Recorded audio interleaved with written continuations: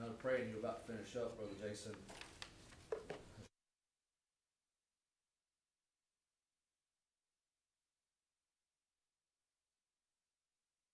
That is one thing that, and I do believe that Charlie Kirk, if I was, while all of it was going on, I was thinking to myself, because we all know that Charlie Kirk was very outspoken of his faith, and he was against violence, and but one thing I was thinking that if he survived that, I wonder would he actually come out and forgive the man that shot him, and I believe he would have.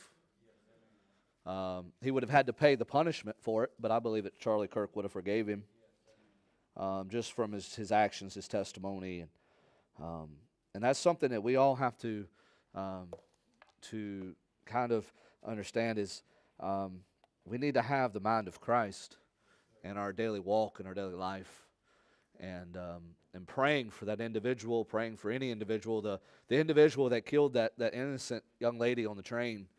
Um, Horrible. But Miss Vanessa, we got to pray for them. It's hard. We got to pray for their salvation.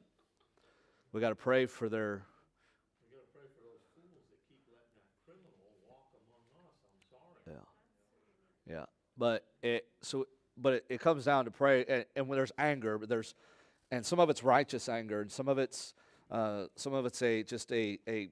distaste, and just a just feeling like what is going on with our nation. But I always look back, and we were told it's going to wax worse and worse. We're told that it's going to get worse. It's not going to get better. The only way it's going to get better is when He returns and He establishes His kingdom upon earth, and that's where it's going to get better. It's not going to get better now. It's only going to get worse. But while we're here, while we're living in this world, we need to be in prayer, and be in prayer for those individuals that are living the life that they're living, and they're wanting to take innocent lives just to take innocent lives, and they're just wanting to and not only that, but people not wanting to stand up and help people that are hurting. 3 people sitting on a train beside this lady let her bleed to death because they were too scared. I mean, it's what's happened to our love for fellow man, our love for the brethren. And I was working on 2 messages this week, didn't know which one I was going with, and I think the Lord's done put that in, and I know exactly which one I'm going to preach this Sunday.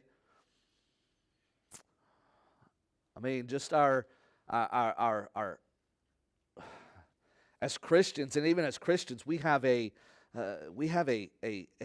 hard heart towards those that are evil, towards those that are, and I'm not sure.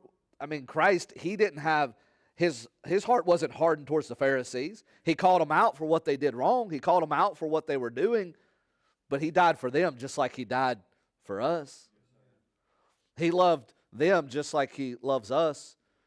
And as Christians, we need to, yes, we need to fight for what is right. We need to stand on the Word of God, and we don't allow because I'd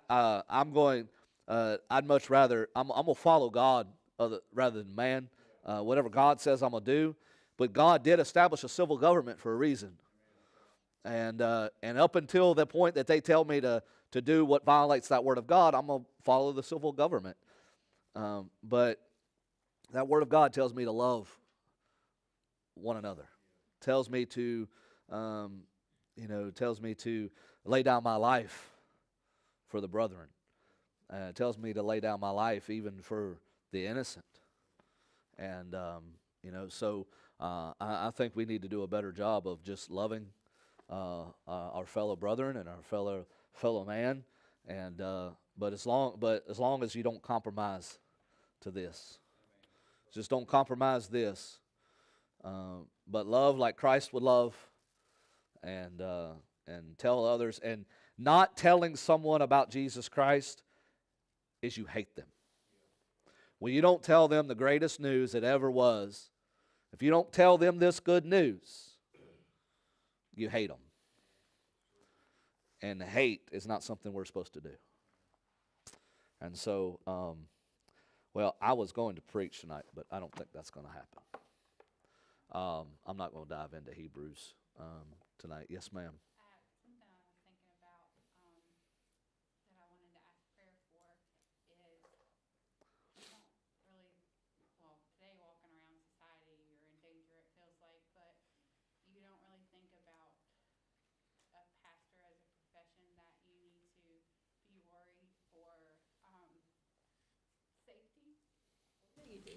And I think that's something we should pray more about, or pray for the pastors that stand and proclaim God's word, the truth, because the world doesn't want to hear that. Amen. And, you know, we might not have thousands of people in here, but we are Facebook Live, and